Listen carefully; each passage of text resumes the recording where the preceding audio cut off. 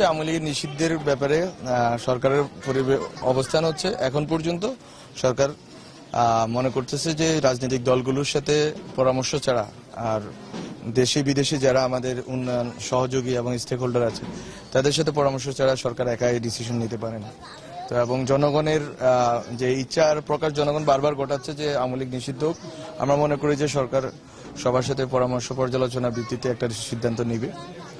আর যে বিষয়টা বলেছেন নির্বাচনের বিষয়ে ডক্টর মোহাম্মদ ইউনূস বলেছেন যে ডিসেম্বর অথবা জুন 2026।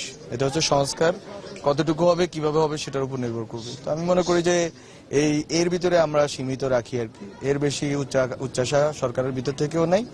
আর এটা নিয়ে ধোঁয়াশারও কিছু নাই যে কবে নির্বাচন হবে, নির্বাচন দিবে কি দিবে না সরকার। অবশ্যই নির্বাচন হবে ডিসেম্বর জুন, দুইটা টাইমলাইন আছে, এই টাইমলাইনের ভিতরে হয়ে যাবে।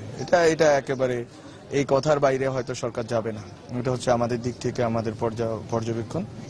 আর রাজনৈতিক দলগুলো যে প্রস্তুতিতে আছে, বিভিন্ন দল গঠিত হচ্ছে নতুন করে, সবাই প্রস্তুতি নিক, নির্বাচন হবেই।